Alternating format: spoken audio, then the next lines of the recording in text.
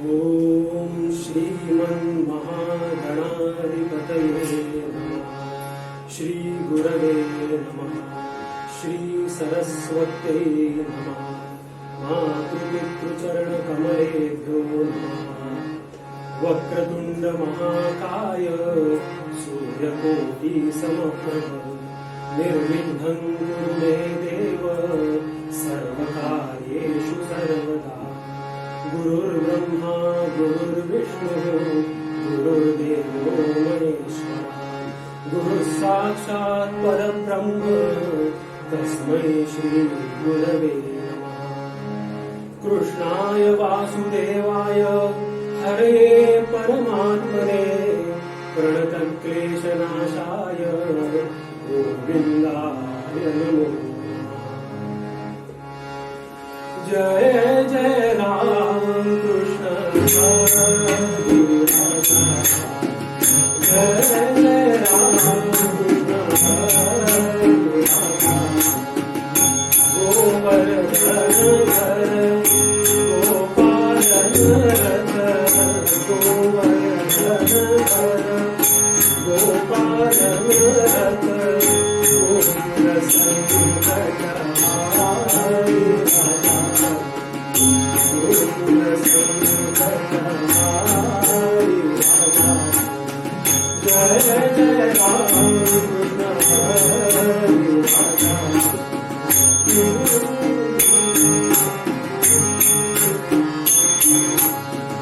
शरणागत विनाचरणी रथ शरणागत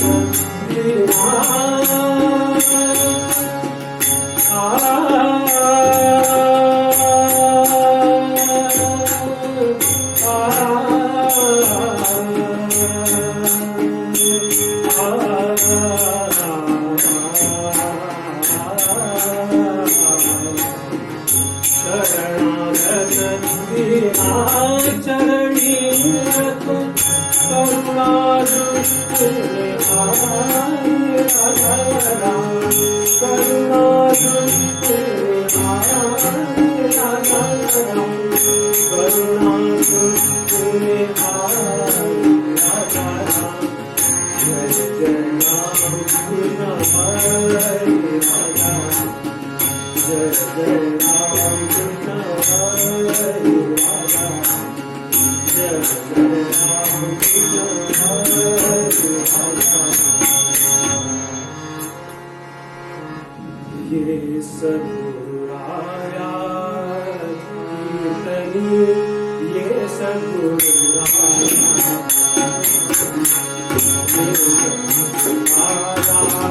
कीर्तनी ये सद्गुरुराया। मंदिर में काही चलेलो मंदिर में काही चलेलो सांख्य भगवाना सांख्य भगवाना ये सद्गुरुराया ये सद्गुरुराया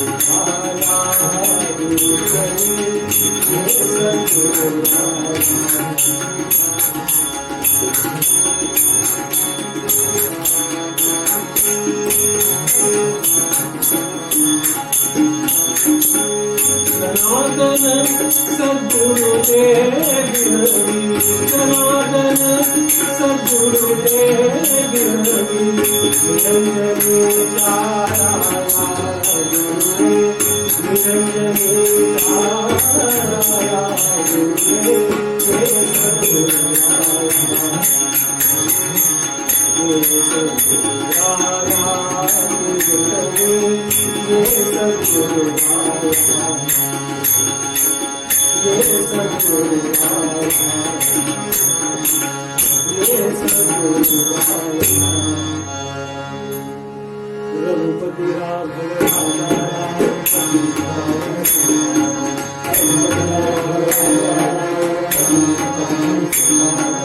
रघुपति राघव राजा राम।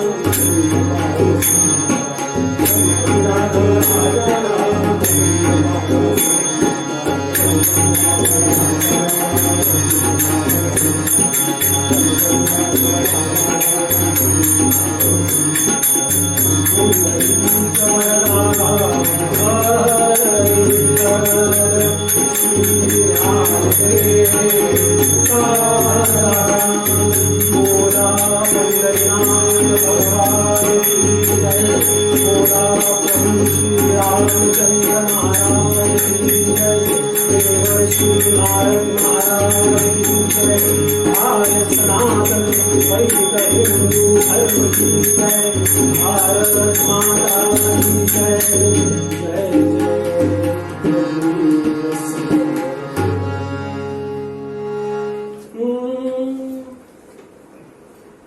बोलू ऐसे बोले जेड़े बोले बोलू ऐसे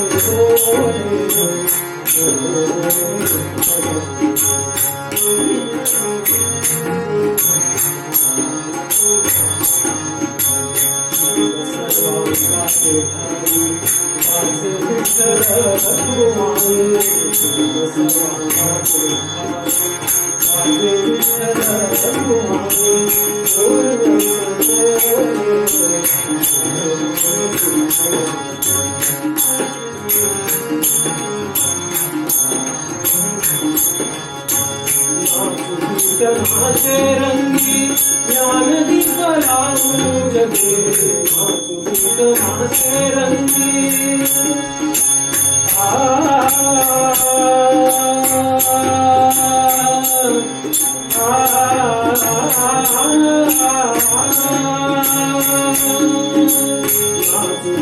नाचे रंगी ज्ञान दीप लावू जगे, बोलू ऐसे बोले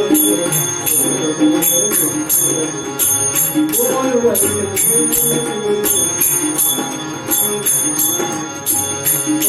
भूमि भरते घर केले राहू निरंतर, भूमि भरते घर केले राहू निरंतर, सर्व सत्ता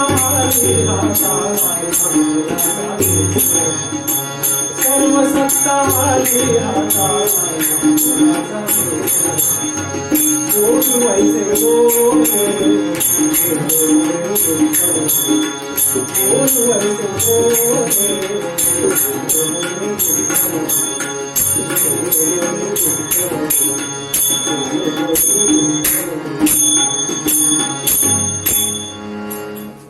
वक्ता श्रोता श्रीराम समर्थ, श्रीराम समर्थ, श्रीराम समर्थ. विश्व मराठी परिषद आणि विश्व इंडिक फाउंडेशन यांच्या संयुक्त विद्यमाने साकारलेल्या कीर्तन विश्व प्रकल्पाच्या कीर्तन प्रवचन अभ्यास वर्गाच्या परीक्षेचा एक भाग म्हणून आज मला हे कीर्तन सादर करण्याची संधी मिळत आहे. त्याबद्दल कीर्तन विश्व टीमचे मनापासून आभार मानतो. आज मला कीर्तनासाठी ज्यांनी व्यासपीठ उपलब्ध करून दिलं त्या माझ्या सहाध्यायी वैद्य सौ गौरीताई कुलकर्णी यांचेही आभार मानतो. सर्व परमेश्वर स्वरूप श्रोत्यांच्या चरणी वंदन करतो. आज मला जे तबला पेटीला जे ज्येष्ठ साथीदार लाभले आहेत सौ मीराताई कुलकर्णी आणि निळकंठ देशपांडे काका यांनाही सादर प्रणाम करतो आणि निरूपणाला प्रारंभ करतो. बोलू ऐसे बोले जेणे बोले विठ्ठल डोले, प्रेम सर्वांगाचे ठाई माझे विठ्ठल रघुनाई, नाचू कीर्तनाचे रंगी ज्ञान दीप लावू जगी, परे गुणी परते घर तेथे राहू निरंतर, सर्व सत्ता आली हाता नाम याचा खेचर दाता, बोलू ऐसे बोले जेणे बोले विठ्ठल डोले. अहो जे द्वापर युगात कृष्ण भक्त उद्धव होते, जे सत्ययुगात भक्त प्रल्हाद होते, तेच कलियुगात संत नामदेव म्हणून अवतरले अशी सर्व वारकरी संप्रदायाची नितांत श्रद्धा आहे. अभंग गाथेचे आद्य प्रवर्तक, वारकरी कीर्तन परंपरेचे आद्य प्रवर्तक अशी ज्यांची ख्याती आहे अशा संत श्रेष्ठ नामदेव महाराजांनी कीर्तनाचा आणि भागवत धर्माचा प्रचार प्रसार अगदी उत्तरेकडे पंजाब पर्यंत केला. त्यांच्याच गाथेतील हा एक अभंग आपण आज निरूपणासाठी घेतला आहे. हा अभंग म्हणजे त्यांची एक प्रकारे जीवनगाथा, जीवन ध्येय दर्शवणारा अभंग आहे असं म्हटलं तर वावगं ठरू नये. प्रत्यक्ष कीर्तन करण्यापूर्वी कीर्तनकारांनी किंवा कीर्तनकार होऊ इच्छिणाऱ्यांनी कशा प्रकारचं वाचिक तप केलं पाहिजे हे नामदेव महाराज आपल्याला अभंगाच्या पहिल्या चरणात सांगतात. बोल वैसे बोले जेणे बोले विठ्ठल डोळे. आणि अर्थात फक्त कीर्तनकारांसाठी हे वाचिक तप सांगितलं नाहीये, तर नामदेव महाराजांनी सर्व समाजाला असा उद्देश केला आहे. आता शास्त्रकार वाणी संबंधी काय सांगतात पहा. आहार निद्रा भयमैथुनञ्च सामान्यमेतत् पशुभिर्नराणाम् वाग् एव तेषाम् अधिको विशेष वाचा वीणा पशुभिः समाना. अहो म्हणजे खाणं पिणं, झोपणं, भीती, मैथून हे मानव आणि पशु यांच्यामध्ये समानच क्रिया आहेत हो. पण वाणी हा मानवाला दिलेला विशेष अधिकार आहे, आणि जर वाणी नसेल तर मानवाचे जीवन हे पशु समानच आहे. अहो दुधाच्या पातेल्यात जर आपण इतर गोष्टी ठेवल्या तर दूध नसतंच ना. तसंच आपल्या वाणीचंही आहे. त्यामुळे आपण आपल्या वाणीचा कशा प्रकारे वापर करावा, आपण असं बोललं पाहिजे की जेणेकरून त्या विठ्ठलाला, परमेश्वराला अगदी मनापासून संतोष झाला पाहिजे. आता आपल्यामध्ये काही चिकित्सक बसले असतील, ते प्रश्न विचारतील, अहो पण मी असं बोलल्यामुळे विठ्ठलाला आनंद वाटेल, हे विठ्ठलाला कसं काय कळणार, किंवा हे मला कसं काय कळणार, किंवा विठ्ठल माझ्या समोर थोडी प्रकट होणार आहे, तेवढी माझी पात्रता आहे का, अधिकार आहे का, तेवढं पुण्य माझ्या गाठीशी आहे का. आहे, यालाही शास्त्रीय आधार आहे. अहो ईश्वराचं अधिष्ठान हे व्यापक स्वरूपात समजायचं असेल तर गीतेत भगवंत अर्जुनाला विविध ठिकाणी काय सांगतात पहा.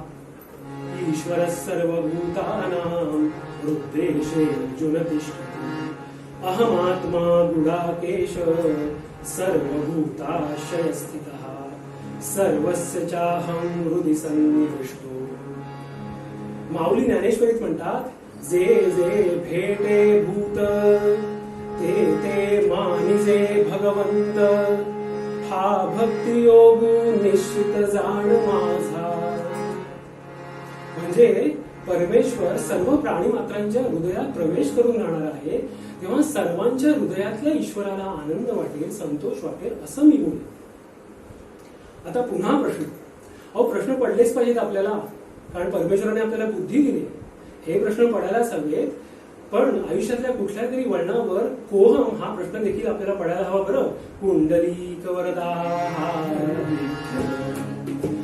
अहो आता खोटी स्तुती अनेकांना आवडते, त्यामुळे एखाद्याच्या अंतरात्म्याला वाईट वाटेल म्हणून त्याचं चुकतं आहे काय, किंवा त्याचं खरं काय त्याला काही सांगायचंच नाही का, तर असं नाहीये.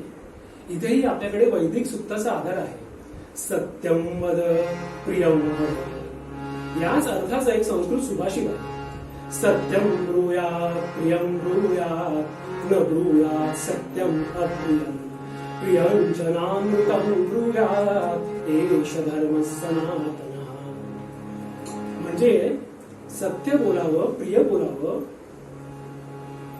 सत्य पण अप्रिय बोलू नये, आणि प्रिय परंतु असत्य बोलू नये, हाच आपला सनातन धर्म सांगतो. आता यासाठी दृष्टांत बघूया. एकदा एका राजाने एका ज्योतिषाला, तो ज्योतिषी फार प्रसिद्ध होता, त्या ज्योतिषाला त्याने आपल्या दरबारात आपलं भविष्य सांगण्यासाठी सन्मानपूर्वक बोलवून घेतलं.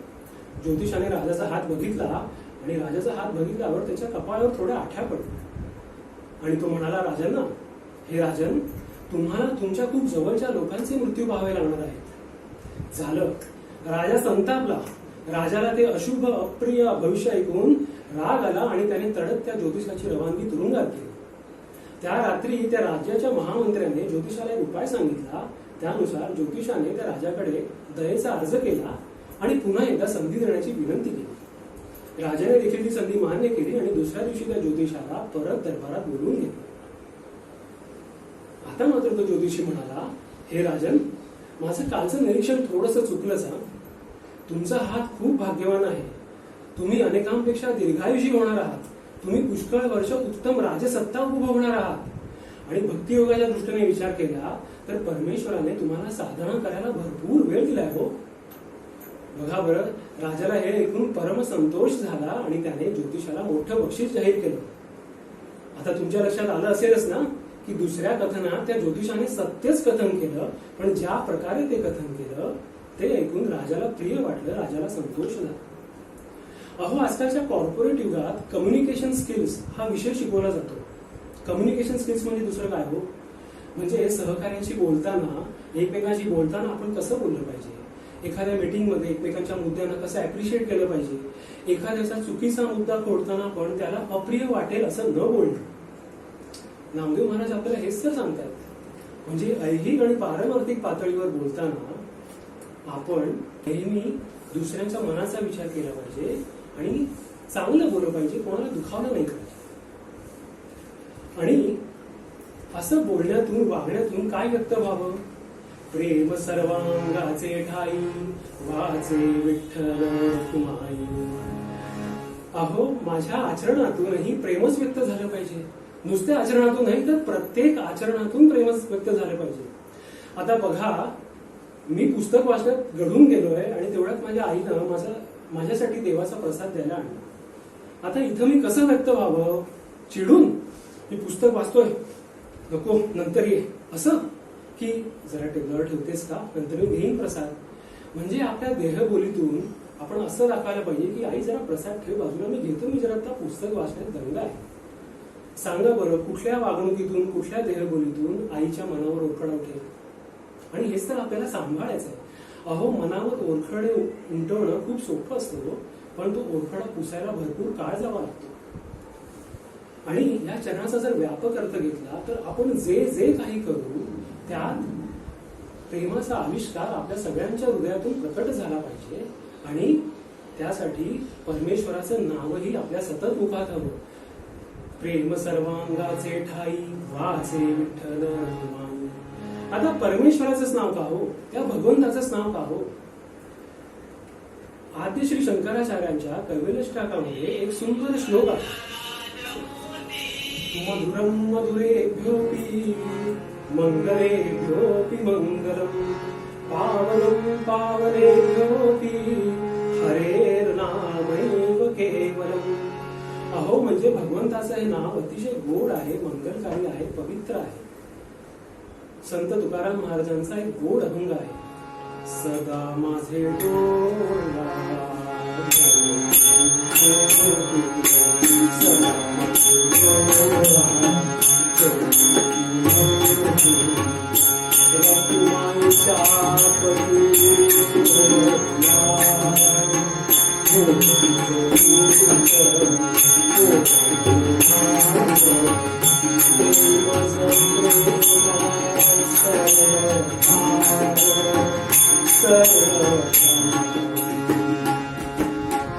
ज्ञानोबा माऊली आपल्या हरिपाठातील अभंगात म्हणतात, हरिमुखे म्हणा, हरिमुखे म्हणा, पुण्याची गणना कोण. अहो, संत निवृत्तीनाथ महाराज म्हणतात, हरी विण दैवत नाही पै अनुचित्ती, अखंड श्रीपती नाम तीर्थ साधे. श्रोते हो, मला सांगा, संतांची एकवाक्यता आहे की नाही? सगळ्याच संतांची एकवाक्यता आहे की नाही? इथे राजकारणाप्रमाणे विरोधासाठी विरोध नाही. पुंडलिक वरदान. तेव्हा संतांच्या वचनावर आपण पूर्णपणे विश्वास ठेवलाच पाहिजे, कारण त्यांचे बोल हे कोरडे बोल नाहीत, तर अनुभवामृताचे बोल आहेत. आता याच्या पुढच्या पायरीत नामदेव महाराज काय सांगतात? नाचू कीर्तनाचे रंगी, ज्ञानदीप लावू जगी. अहो, समाजात अनेक लोकांमध्ये भरपूर अज्ञान पसरलेलं आहे आणि हे अज्ञान आपण अभ्यासाने दूर करायला हवं. अभ्यासाने त्यांच्या हृदयी आपण ज्ञानज्योत लावली पाहिजे.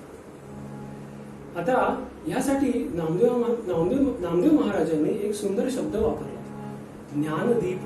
ज्ञानदीप लावू जगी. एखादा दिवा लावताना आपण किती हळुवारपणे लावतो तो, म्हणजे त्यात आपण वात ठेवतो, त्यात आपण स्नेहरूपी तेल ओततो, म्हणजे असा हळुवारपणे खूप काळजीपूर्वक तो दिवा लावा लागतो. अगदी तसंच समोरच्याच्या हृदयाची भूमी सांभाळून आपल्याला ती ज्ञानज्योत त्याच्या अंतरी लावायची आहे. आणि हे करताना आपल्या अनुभवावरून दुसऱ्याचं मानसशास्त्र आपल्याला जपता आलं पाहिजे बरं. आणि नामदेव महाराज म्हणतात की कीर्तनाचे, नाचू कीर्तनाचे रंगी, म्हणजे कीर्तनच का सांगितलंय? त्या काळातही अनेक कला किंवा साधनं होती की याचा प्रचार करायला, पण कीर्तनाचंच नाव का घेतलं बरं नामदेवांनी? तुकाराम महाराजांचा एक अभंग आहे, कीर्तन सांग कीर्तन सांग कीर्तन सांग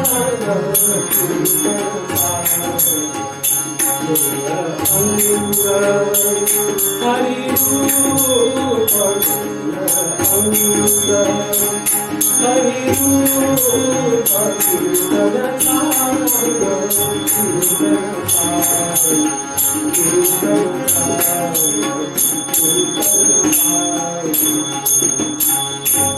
ज्ञानेश्वर माऊली म्हणतात, तरी कीर्तनाचे नटनाचे नाशिले व्यवसाय प्रायश्चित्तांचे. अहो, कीर्तनाच्या प्रभावाने पापच नष्ट होतात, तर प्रायश्चित्त तरी कोणाची घेणार? भागवतात भगवंत नारदांना सांगतात, नाहं वसामि वैकुंठे योगिनां हृदये मद्भक्ता यत्र गायन्ति तत्प्रतिष्ठामि नारद. म्हणजे हे नारदा, मी वैकुंठात राहत नाही, मी योगीजनांच्या हृदयातही राहत नाही, तर जिथे माझे भक्त माझ्या कीर्तीचं गायन करतात त्या ठिकाणी मी असतो, त्या ठिकाणी माझा वास असतो. सगळ्या संतांचे दृष्टांत हेच सांगतात की देव, भक्त आणि नाम यांचा त्रिवेणी संगम कीर्तनामध्ये आढळतो. तेव्हा ज्याला ज्याला शक्य आहे त्याने आपापल्या आवाक्यानुसार आपापल्या परिसरामध्ये संकीर्तनाद्वारे अज्ञानाचा अंधकार दूर करण्याचा प्रामाणिक प्रयत्न करावा, अशी नामदेवांची इच्छा आहे. आणि असं कीर्तन चालू असताना, कीर्तन सेवा चालू असताना आपली साधना पण चालू ठेवली पाहिजे. आणि ती साधना कुठवर जावी, तर वैखरीतून मध्यमेकडे, मध्यमेकडून पश्यंतीकडे आणि पश्यंतीकडून परावाणीकडे जावी. जगात या 4 वाणी सांगितल्या आहेत. आपण जी बोलतोय ना, ज्या मुखातून बोलतोय ती वैखरी वाणी. मध्यमेचं स्फुरण हे कंठामध्ये होतं, पश्यंतीचं स्फुरण हे आपल्या हृदयामध्ये होतं आणि परावाणीचं स्फुरण आपल्या नाभी केंद्रामध्ये होतं. नामदेव महाराज सांगतात, या परावाणी पलीकडेही जी वाणी आहे तिथपर्यंत आपला जग पोचला पाहिजे, तिथे आपल्याला निरंतर वास करता आला पाहिजे. परे हुनी परते घर तेथे राहू निरंतर. आणि असं तिथे राहता आलं की काय अवस्था प्राप्त होते हो? अहो, सर्व विश्वातल्या सत्ता आपसूक हाती येतात. सर्व सत्ता आली हाता नाम याचा खेळ सर्व. अहो, नामदेव महाराज म्हणतात, सर्व सत्ता आली हाता. नामदेव असं म्हणत नाही की सर्व सत्ता येईल हाता. आता मला सांगा, कुणाला वाटत नाही हो की आपल्या हाती सत्ता नसावी असं? अहो, आपण सत्तेसाठी लाचारी पत्करणारे आणि सत्तेचा चांगला उपयोग करणारी लोकही बघतोय. आणि मी पुन्हा येईन असं म्हणणाऱ्यांना सुद्धा सत्तेने चांगला होऊ दिल्या. बरं, मला सांगा, ज्या दिल्लीच्या बादशाच्या दरबारी साधं मान वर करून जरी बोललं तरी गर्दन छाटण्याची शिक्षा सुनावली जाते, त्या दरबारात नामदेव महाराज प्रत्यक्ष बादशाह समोर उपदेशाचे खडे बोल त्याला सुनावतात आणि बादशाह ते निमूटपणे ऐकून घेतो. दरबारातला कोणीही माणूस त्याला विरोध करत नाही. अहो, हीच तर सत्ता आहे, हीच तर त्या वाणीची तपश्चर्या आहे. आणि नामदेव महाराज सांगतात, हे मला कसं प्राप्त झालं, तर हे सद्गुरू अनुग्रहामुळे प्राप्त झालं. विसोबा खेचर हे नामदेवांचे सद्गुरू आणि त्यांनीच नामदेवांच्या आयुष्यात परिपूर्णता आणली. अहो, नामदेव महाराज म्हणतात, माझ्या गुरूंच्या दातृत्वामुळे मला ही सगळी सत्ता प्राप्त झाली आहे. ती सत्ता कशी प्राप्त झाली हे उत्तरंगात बघायचं आणि तोपर्यंत नामदेवांना त्यांनी सांगितलेला मार्ग आचरण्याचं आश्वासन द्यायचं. बोलू ऐसे बोले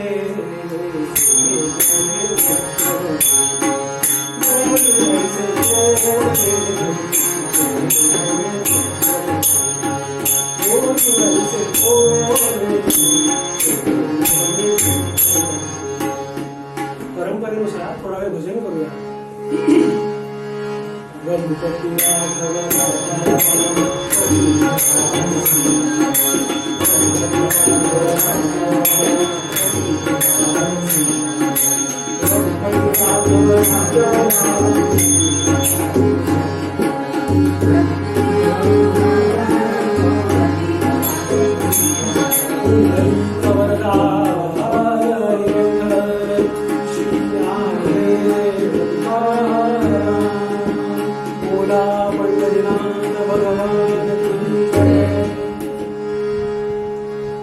अलंकापुरी पुण्यभूमी पवित्र तिथे नामतो ज्ञान राजा सुपात तया आठविता महापुण्यराशी नमस्कार माझा सद्गुरु ज्ञानेश्वरास. अहो त्या काळी ज्ञानदेवांची आपल्या माऊलींची कीर्ती महाराष्ट्रभर पसरली होती. गावोगावीच्या साधक भक्तांनी दर महिन्यातून एकदा एकादशीच्या दिवशी आळंदीला ज्ञानोबांच्या दर्शनाला यावं, सत्संग करावा असा प्रघातच पडला होता. त्याच अनुषंगाने नामदेव महाराजही माऊलींना भेटायला पंढरपुराहून निघाले. श्रोते हो, काय सांगू तुम्हाला, इंद्रायणीच्या काठी अगदी आनंदाला उधाण आले. सगळीकडे आनंदी आनंद पसरलाय. अहो, ज्ञानदेवांच्या सिद्ध बेटाजवळच्या झोपडी वसा घराजवळ संतांची महावैष्णवांची मांदियाळी जमली. गोरोबा काका, सेना महाराज, सावतामळी आले आणि तिथे निवृत्ती, ज्ञानदेव, सोपान, मुक्ताबाई आपल्या अंगणात बसले. छान भजन सुरू आहे, हातात टाळ वाजत आहेत. रूप पाहता रुचरू सुख आले रूप पाहता रुचरू सुख आले तो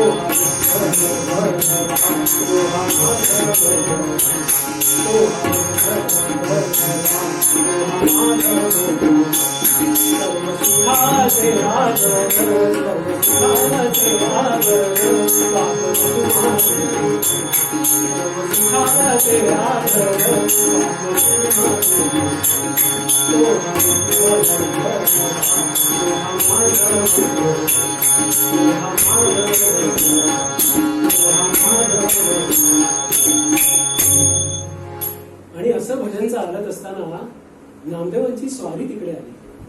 अहो, स्वच्छ पांढरं धोतर, दाराबंदी, उपर्ण, कपाळावर वैष्णवगंध, डोक्यावर पगडी आणि तेजपुंज चेहरा. नामदेव तसे सर्वांहून वयाने हो.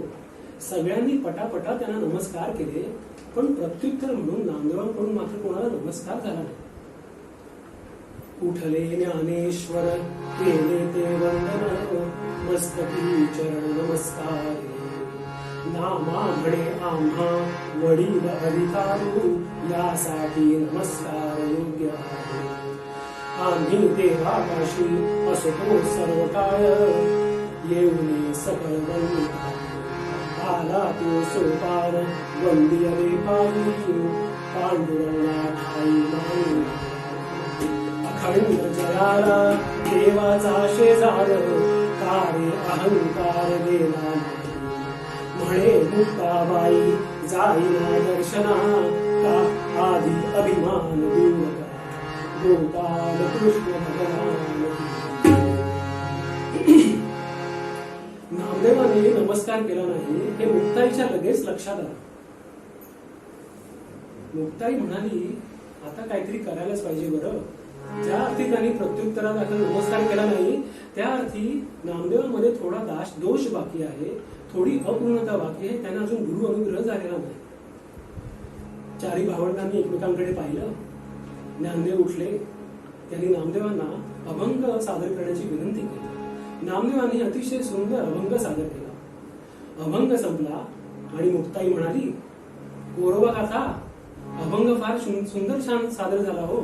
अगदी भक्तीची परिपक्व अवस्था असं ऐकू येत होतं. गोरोबा काका, मी ऐकलंय की तुम्ही मडकी तपासता, तर कुठलं मडकं कच्च आहे, पक्क आहे, कुठलं परिपक्व झालेलं आहे हे तुम्ही कसं ओळखता बरं? तुम्ही कशी परीक्षा करता याची? गोरोबा काका समोरच बसले होते. ते उठून पुढे आले. हो, गुडघ्या एवढं होतं, अंगावर साधी बंडी, कपाळावर गोपीचंदनाच्या टिळा, डोक्यावर छोटस मुंडासं आणि चेहऱ्यावर अष्टसात्विक भाव. गोरोबा काका म्हणाले, अगं मुक्ताई, सोपं असतं ते. आमच्याकडे थापटणं असतं, ते थापटणं मडक्यावर आपटायचं. बद बद आवाज आला की ते मडकं कच्च, आणि ठण ठण आवाज आला, वा छान, आणि ठण ठण आवाज आला की ते मडकं अगदी चांगलं भासलंय असं समजायचं. मुक्ताई म्हणाली, असं का गोरोबा काका? तुम्ही जरा पलीकडच्या कुंभारदादाकडून ते थापटणं मागून घेता का हो? आपल्या इथे एवढी सगळी भक्त मंडळी जमले तर सहज मनात विचार आला, आपल्या सगळ्यांची डोकी म्हणजे मडकीच, त्यामुळे कोणाचं मडकं किती पक्क आहे आणि किती कच्चं आहे हे जरा तपासून घ्यावं म्हणते. गोरोबा काका म्हणाले, मुक्ताईच्या मनात काहीतरी शिस्त आहे ना, पण त्यांचा मुक्ताईवर पूर्ण विश्वास होता. ती जे काही करेल ते चांगल्यासाठीच करेल ही पूर्ण खात्री होती. ज्ञानोबांनी, निवृत्तीनाथांनी, गोरोबा काकांनी एकमेकांकडे पाहिलं आणि मिश्किल हास्य केलं. थापटणं गोरोबा काकांच्या हाती देण्यात आलं. गोरोबा काकांनी थापटणं घेतलं आणि एक एक करून प्रत्येक तिकडच्या माणसाचं डोकं तपासायला लागलं. थोडंसं खाली हळू वाकावं, डोक्यावर थापटण्याचा हलकेच फटका द्यावा आणि निवृत्तीनाथांकडे बघावं. निवृत्तीनाथांनी म्हणावं, पांडुरंग हरी वासुदेव हरी. असं निवृत्तीनाथांनी म्हटलं की ते डोकं पक्क. असं करता करता गोरोबा काका नामदेवांजवळ आले आणि नामदेवांना म्हणाले, नामदेव महाराज, जरा तुमची डोक्यावरची पगडी बाजूला काढता का हो? नामदेव महाराज सगळा प्रकार बघत होते. ते रागाने म्हणाले, अहो काय वेडेपणा चाललाय, तुम्ही कोणाची परीक्षा घेताय आणि कशाला परीक्षा घेताय? तुम्ही माझी परीक्षा घेणारे कोण? अहो विठ्ठल माझा सखा आहे, सखा. माझ्या भक्तीची परीक्षा तुम्ही काय घेताय? त्यांनी असं म्हटलं मात्र आणि निवृत्तीनाथ तिकडे म्हणाले, हे मडकं मात्र अजून कच्चं राहिले बरं. सद्गुरु अनुग्रहाविण, सद्गुरु अनुग्रहाविण, हरिला तो कठीण सर्वथा पटणे.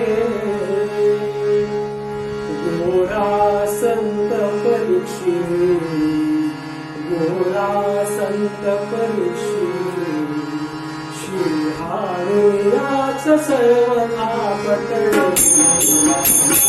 राम राम हरे हरे, राम राम राम राम हरे राम,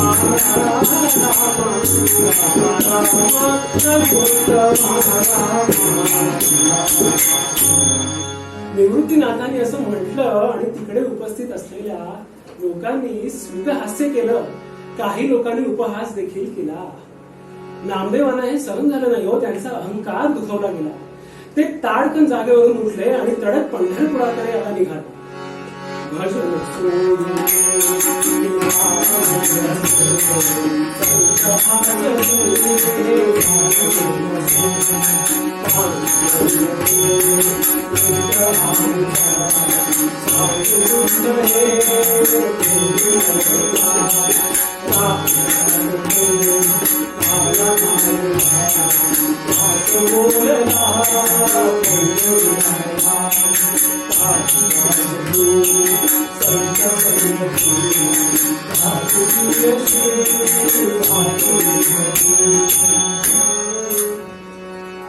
नामदेव पंढरपुरात आले, थेट रावळात आले आणि विठ्ठलाचे पाय पकडले. त्यांनी विठ्ठलाला थोडक्यात कथा सांगितली की काय घडलंय. अर्थात विठ्ठलाला सगळं माहीतच होतं. विठ्ठल नामदेवांना म्हणाले, अरे नामदेवा, मी परब्रह्म परमात्मा असून सुद्धा जेव्हा मी रामावतार घेतला तेव्हा वसिष्ठ आणि विश्वामित्रांची गुरुसेवा केली. कृष्णावतारात पूर्णावतार होतो तरीही सांदीपनींच्या गृही राहून गुरुसेवा केली. तू मोठा भक्त आहेस, श्रेष्ठ भक्त आहेस, याबद्दल शंकाच नाहीये. पण तुला अजून गुरु अनुग्रह नाही. ती अपूर्णता पूर्ण व्हावी म्हणून तू तडक औंढ्या नागनाथाला जा. तिथे तुझ्यावर कृपा करण्यासाठी तुझे सद्गुरु तुझी वाट बघत आहे. तेव्हा जास्त वेळ आता दौडू नकोस आणि लवकर सत्वरे जा. नामदेव ही औंढ्या नागनाथाला जायला निघाले. वाटेत एका झाडाखाली त्यांच्या बायकोने त्यांना भाकऱ्या दिल्या होत्या खायला. एका झाडाखाली खायला बसले. 2 घास खाल्ले आणि तेवढ्यात एका कुत्र्याने 2 भाकऱ्या त्यांच्या शिदोरीतल्या पळवल्या. झालं. आधीच विमनस्क अवस्था होती, आधीच डोकं थाऱ्यावर नव्हतं. फटकन ते कुत्र्याला बोलले, अरे दुष्ट महामूर्ख, मी जेवायला बसतोय, कळत नाही का तुला? असं म्हणून एक दगड त्याच्या दिशेने भिरकावला. झालं. राहिलेली शिदोरी बांधली आणि पुन्हा चालायला सुरुवात केली. नामदेव महाराज औंढ्या नागनाथाला आले. औंढ्या नागनाथ म्हणजे 12 ज्योतिर्लिंगापैकी एक श्रेष्ठ आणि मोठं तीर्थक्षेत्र. नामदेव महाराज शिवालयात आले. गाभाऱ्यापाशी आल्यावर त्यांना समईच्या मंद प्रकाशात एक माणूस आत झोपलेला दिसला. नामदेव महाराजांनी गाभाऱ्यात प्रवेश केला. थोडं निरखून बघितलं आणि त्यांची तळ पायाची आत मस्तकाला गेली. हो, काय पाहिलं त्यांनी? अहो, तो माणूस जरा वृद्धच होता, पण तो माणूस शिवपिंडीवर आपले दोन्ही पाय ठेवून झोपला होता आणि त्याच्या पायात वाहणा होत्या. आजकालच्या लोकांना अशा कथा फार आवडतात. बरं, ते म्हणतात, अहो, नामदेव महाराजांचे सद्गुरू जर असं वागतात तर आम्ही देवळात चपला घालून का नाही जायचं? हो, पण विज्ञान महर्षी असं नाही. हो, तुम्ही विषय आणि अधिकार लक्षात घेत नाही. अहो, तुम्ही सांगा, नामदेव महाराजांचे गुरु हे कसं सदा सर्व काळ वागत होते का? नाही ना. नामदेवांना प्रचिती यावी म्हणून त्या वेळेपुरता केलेला प्रसंग होता तो. त्यामुळे असं बोलताना पहिले विषय आणि अधिकार ध्यानात घ्यावा आणि मगच आपण बोलावं. उचलली जीभ लावली टाळायला असं अजिबात करू नये. नामदेव म्हणाले, अहो म्हातार बुवा, ही कुठली झोपायची पद्धत? आधी ते पाय काढा आणि उठून बसा. ते म्हातारी गृहस्थ जरा हळू आवाजात नामदेवांना म्हणाले, बाबा रे, मी म्हातारा अशक्त आहे रे. तूच माझे पाय उचल आणि जिथे देव नाही तिथे ठेव बरं. नामदेव महाराजांनी नाराजीनेच ते पाय उचलले आणि दुसरीकडे ठेवले आणि काय आश्चर्य, त्यांनी जिथे त्या माणसाचे पाय ठेवले तिथे शिवपिंडी प्रकट झाली. नामदेवांनी असं 3-4 वेळा करावं आणि जिथे पाय तिथे शिवपिंडी, जिथे पाय तिथे तीर्थक्षेत्र. नामदेव महाराजांना त्या पायांचा अधिकार लक्षात आला. हो, त्यांनी घट्ट मस्तक धरून ठेवलं त्यांच्या पावलांपाशी आणि ते त्या माणसाला पूर्णपणे शरण गेले. ते गृहस्थ उभे राहिले. त्यांनी नामदेवांना हृदयाशी कवटाळले आणि म्हणाले, नामदेवा, या देहास विसोबा खेचर म्हणतात. तुझ्यापर्यंत हा बोध पोचावा हा गुरु परंपरेचा आदेश आहे. आदिनाथ हे आपल्या सगळ्यांचे गुरु. मच्छिंद्रनाथ त्यांचे शिष्य गोरक्षनाथ, त्यांचे शिष्य गहिनीनाथांनी निवृत्तीनाथांना आणि निवृत्तीनाथांनी ज्ञानोबा माऊलींना गुरुनुग्रह दिला आणि त्याच ज्ञानोबा माऊलींनी मलाही गुरुनुग्रह दिला. असं म्हणून विसोबा खेचरांनी नामदेवांच्या डोक्यावर आपला कृपेचा हात ठेवला आणि सद्गुरु कृपा झाली. हो, एका अलौकिक अवस्थेत नामदेव महाराज पोचले आणि सहज शब्द स्फुरले, सद्गुरु नायके पूर्ण कृपा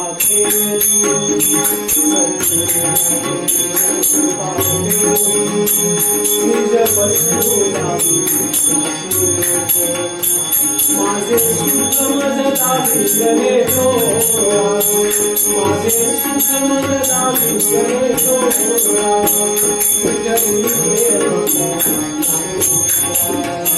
नाम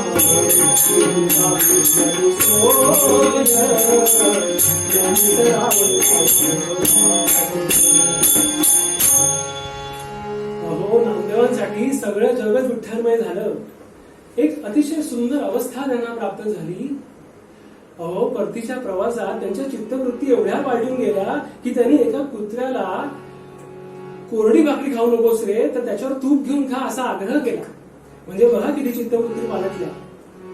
आणि नामदेवांनी गुरु अनुग्रहामुळे आणि साधनेमुळे त्यांनी पूर्णानंद प्राप्ती करून घेतली. त्यांचा जप परावाणी पलीकडे पोहोचला.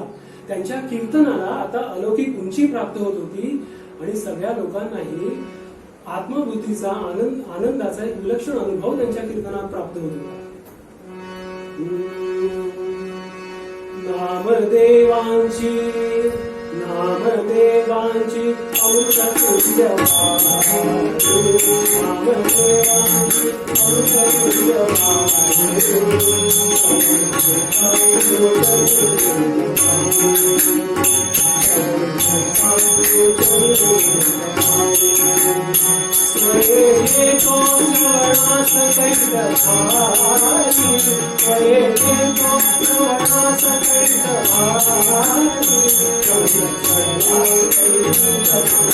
भारी.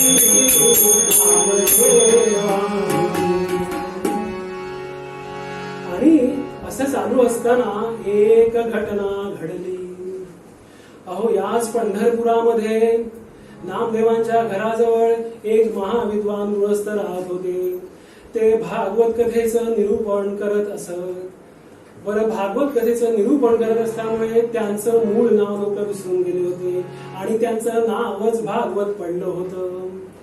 बरं, त्या काळात निरूपणाला एवढे पैसे मिळत नसत, म्हणून जरी त्यांचं नाव भागवत असलं तरी त्यांचा संसार भागवत भागवत भागवतच चालला होता. असो, तर एका साधू महाराजांनी प्रसन्न होऊन या भागवताला एक परिसाचा दगड दिला होता.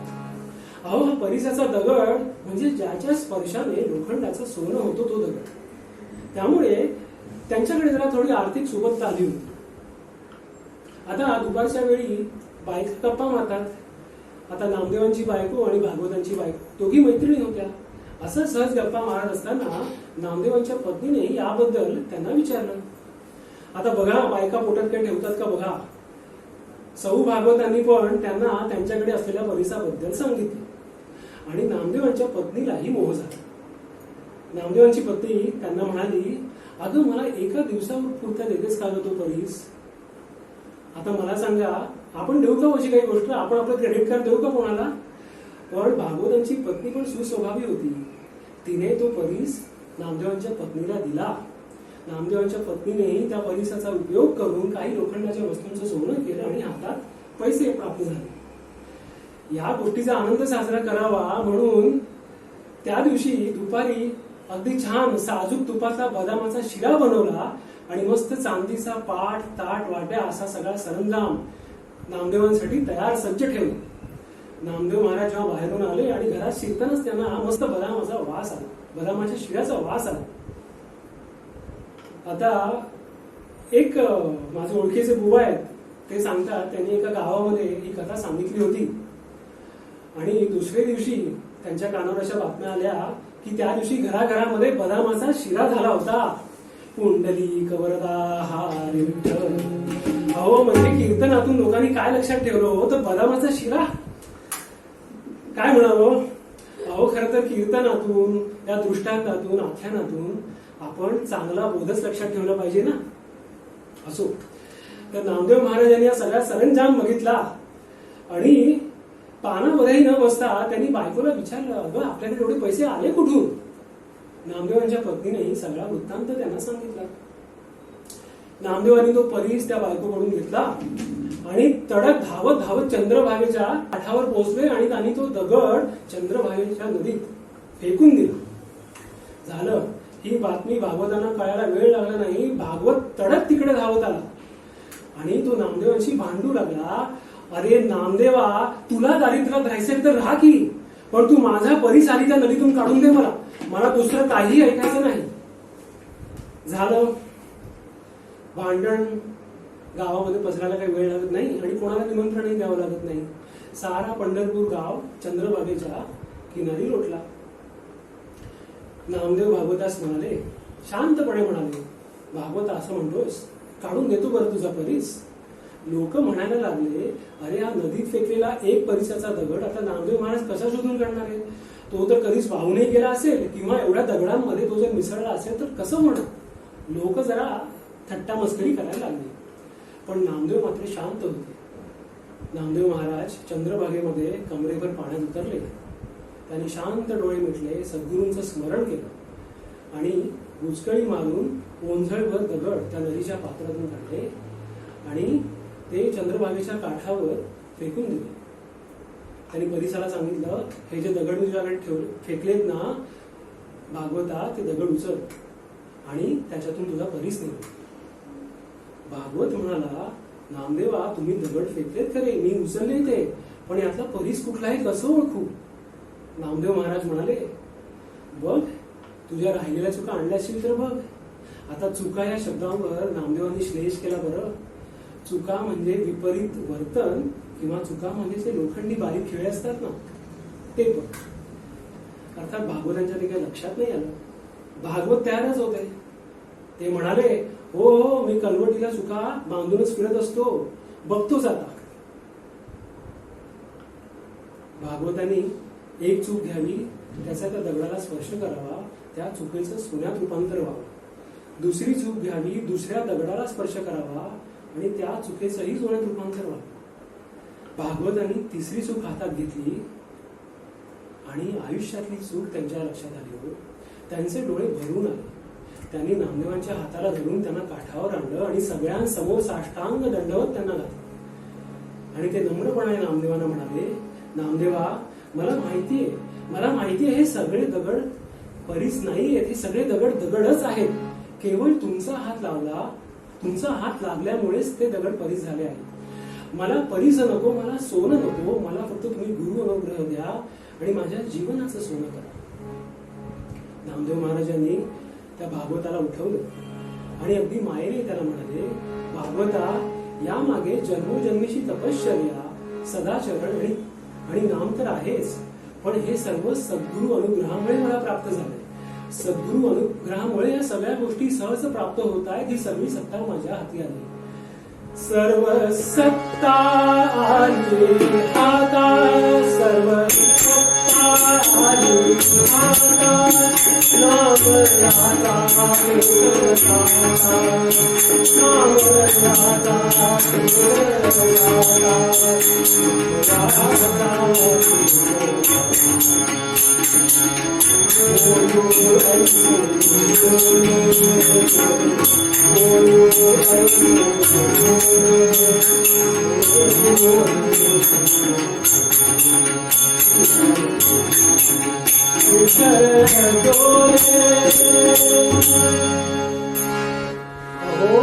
संत नामदेव महाराजांच्या अभंगांचा शब्दन शब्द परीस होऊन आपल्या हाती आलाय. त्याचा अंतःकरणाला स्पर्श करूया आणि आपल्या जीवनाचं सोनं करून घेऊया. संत नामदेवांच्या चरणी विनम्र अभिवादन करून आजची कीर्तन सेवा विठ्ठल चरणी अर्पण करूया आणि संत नामदेवांनी सांगितलेला अभंगात सांगितलेला हा बोध आपल्या जीवनात अधिकाधिक उतरवण्याचा प्रयत्न करूया. हीच या कीर्तनाची खऱ्या अर्थाने फलश्रुती ठरते.